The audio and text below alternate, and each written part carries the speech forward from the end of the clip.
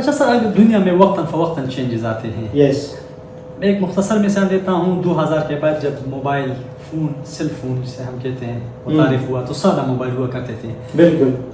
5-6 سال سے کیمرے کے موبائل، اس میں قسم قسم کے ڈیزائن، قسم قسم کے سافٹ ویئر.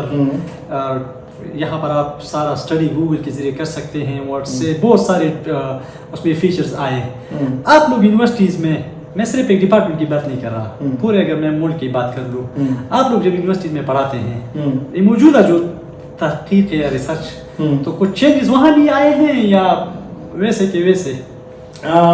کافی چینجز آ رہے ہیں اور آئے ہیں.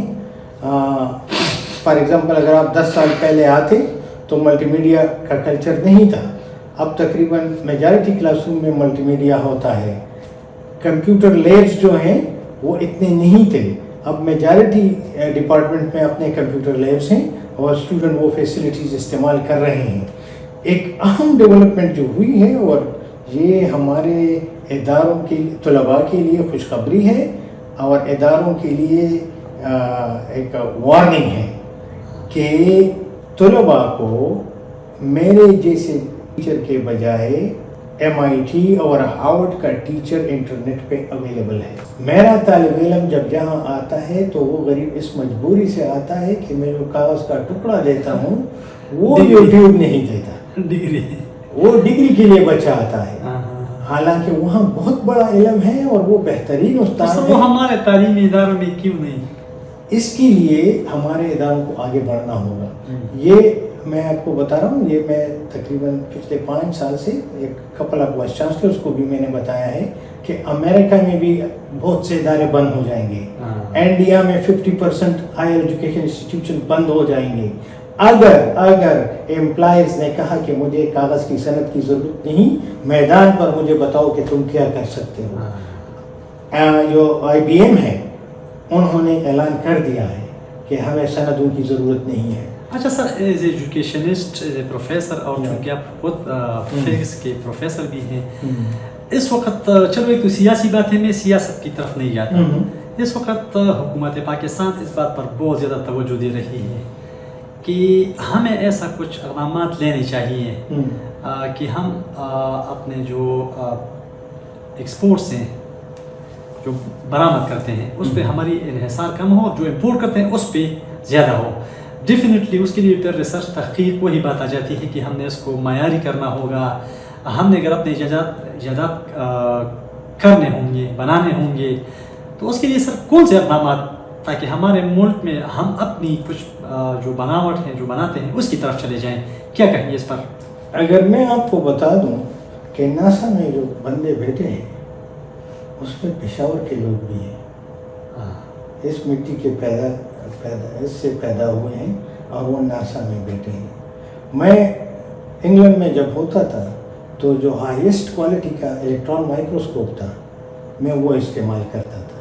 اس کی ریپیئر کے لیے جب بندہ آتا تھا آکسفورڈ انسٹرومنٹ سے، وہ کمپنی تھی، وہ بھی پاکستانی تھا، پنجاب کے کسی شہر سے تھا. اس کا مطلب یہ ہے کہ ہمارے ملک میں ٹیلنٹ ہے، اور اگر حکومت چاہتی ہے کہ ہماری ایکسپورٹ بڑھے اور امپورٹ پر انحصار کم ہو تو نمبر 1، یعنی اگر کوئی مجھے کہے کہ فلاں بڑا سنسیئر ہے، فلاں بڑا ویژنری لیڈر ہے، یہ ہے وہ ہے، اگر اس ویژنری لیڈر اور سنسیئر لیڈر میں یہ کوالٹی نہیں ہے کہ یہ سبارڈینیٹس میں چور اور ساز کا فرق کر سکے، تو یہ کسی کام کا نہیں ہے. تو اس حکومت کو مخلص لوگوں کو ڈھونڈنا ہوگا، اور مخلص لوگ کبھی خود نہیں آتے، ان کو ڈھونڈنا پڑے گا، ان کی محنت کرنی پڑے گی، ان کے دہلیز پہ بیٹھنا ہوگا، تب وہ آئے گا اور آپ کے لیے کام کرے گا. دوسری اہم بات جو ہے وہ یہ ہے کہ ہماری انڈسٹری جو ہے وہ انڈسٹریلسٹ کو فائدہ دے رہی ہے، عوام کو نہیں دے رہی. تو ہمارا جہاں جہاں بھی منرل ویلتھ ہے اسی کے ساتھ کارخانے ہونے چاہیے. جہاں منرل ریسورس ہے، اگر وہ ٹرائبل ایریا ہے، اگر وہ چترال ہے، وہ پشاور، جو جہاں بھی ہے، وہاں کارخانہ ہونا چاہیے اس چیز کا. تو اس سے کیا فرق آئے گا؟ انقلاب آئے گا. کیونکہ وہاں جب لوگ انجینئر کام کریں گے ان کے بچے بھی ہوں گے، ان کے لیے اسپتال کی بھی ضرورت ہوگی، ان کے لیے دکان کی بھی ضرورت ہوگی، ان کے لیے اسکول کی بھی ضرورت ہوگی، تو وہ پورا نو گو ایریا جو ہم نے بنایا ہے وہ ویل گو ایریا ہوگا، وہ ترقی کرے گا۔ تو اور دوسری اہم بات اس میں یہ ہے کہ وہاں کے لوگ یہ جان لیں گے کہ میری جو وسائل ہیں، میرے وسائل سے مجھے فائدہ پہنچ رہا ہے، تو کوئی مسئلہ بھی نہیں ہوگا بدامنی کا اس قسم کا۔ تو ایک یہ کرنا چاہیے کہ وہاں کارخانہ ہونا چاہیے۔ دوسری بات یہ کہ سنسیئر لوگوں کو ڈھونڈ کر یہ پروو کرنا ہے کہ کون سا پروڈکٹ بہترین ہے، اس مٹیریل سے بن سکتا ہے۔ ماربل کی میں آپ کو بات بتا دوں، ہم کچن کی ٹاپنگ کے لیے گئے ایک شاپ میں، تو جب میں ماربل کے ٹاپنگ کے قریب گیا تو دکان کے بڑے سے بڑا آدمی میرے پاس آ گیا، وہ سمجھنے لگا یہ کوئی بڑا رچ آدمی ہے۔ What does this mean? This means the marble topping was the most expensive there. اور ہمارے پاس بلین ٹنز کے پہاڑ پڑے ہیں اور ہم پھر بھی غریب ہیں۔